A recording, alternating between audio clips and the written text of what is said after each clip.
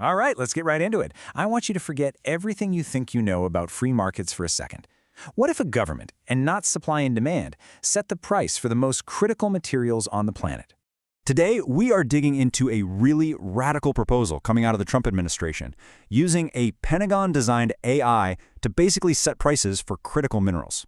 Now, this isn't just another tariff, not by a long shot.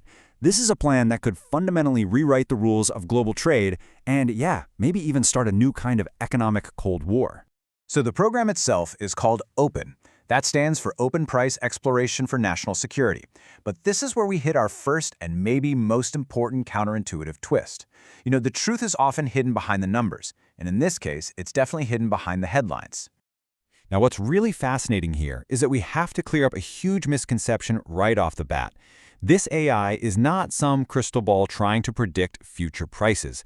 Actually, the sources are really clear on this. Open will not be predicting prices of publicly traded stuff. Instead, think of it as a super sophisticated cost analysis tool. It deconstructs costs. Its main goal is to bring some transparency to markets that are notoriously murky, giving a reliable signal to buyers and sellers where right now one just doesn't exist. So the crucial question then becomes, why? Why is such a radical tool even necessary? Why mess with the market at all? Well, the answer lies in this quiet, almost invisible economic battle. A hidden crisis that, believe it or not, affects everything from the phone in your hand to the most advanced defense systems we have. And the stakes here, they couldn't be higher. For years, China has just dominated the world of mining and processing critical minerals. And as this quote gets at, this isn't just a business advantage, it's a strategic one. By allegedly selling below what it costs to produce, they can effectively control the market and squeeze out any competition. And these four minerals are where the Open program is starting, for a very, very specific reason. These aren't just some obscure names on the periodic table, they are the absolute bedrock of modern tech and defense, and right now, Western supply chains are dangerously dependent on one single source for them. And this number? This 90%, this is what really shows you the stakes. Just think about that for a second. When one country controls 90% of a component that's essential for things like fighter jets and guided missiles, they don't just influence the price. They hold a strategic choke point on your national security. That is the crisis this AI is built to solve. Okay, so having an AI that can figure out a fair price based on actual production costs, that's one thing. But how in the world do you enforce it? Well, this is where we get to the administration's grand and, yeah, pretty controversial strategy. The plan, which was put forward by Vice President Vance, is basically to form a trading bloc of over 50 nations. The AI gives them the benchmark, the should-cost price, and then adjustable tariffs act as the muscle, kicking in anytime imports come in below that price. What it does, effectively, is create a parallel market, a kind of protected ecosystem for the Western world. And it's really worth noting this strategic pivot. A lot of miners wanted the government to just guarantee prices directly.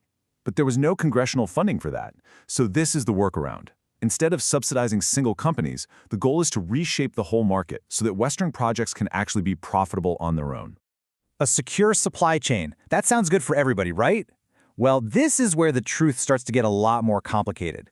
The ripple effects of a plan like this are complex, and they create a whole new set of winners and losers. So Western miners, they're clear winners. A stable, higher price means they can finally get funding for new projects. But let's look at the other side of that coin. A U.S. antimony miner might see his profits go up, but an automaker that uses that same antimony in its car parts could see its costs soar. That might make their cars less competitive, and guess what? Those costs could eventually get passed on to you. By the way, if you're finding this breakdown valuable, please take a moment to like, forward, and subscribe. It really helps us continue to dig into these complex topics. What this could end up creating is a two-tiered global market. You've got a high-priced but secure market for the alliance, and then a lower-priced but way less secure market for everybody else. So manufacturers inside the club, they get resilience, but they have to pay for it. And this is where a deeper, sort of hidden risk emerges. In solving one dependency problem, our reliance on a single country, are we accidentally creating another one? A new reliance on a single, state-crafted, AI-driven model for pricing? And that is a question without a simple answer.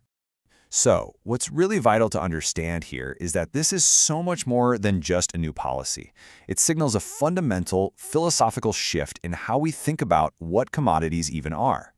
For decades, the entire assumption of globalization was that the lowest price wins, period. But we are moving, and moving fast, from an era where commodities were just commodities to a new era where they're being treated as strategic national assets, kind of like warships or satellites. And that's really the bottom line here. The core idea is that for materials that are absolutely essential to a nation's survival, the lowest price is no longer the most important thing. Now, security and resilience, they're part of the equation of value. And that leaves us with a final and pretty provocative thought. If a nation's security depends entirely on a mineral, is its true price what the market says it is, or is it, in fact, priceless? That's the question this whole AI program is forcing us to confront, and it's a question that is actively reshaping our world as we speak.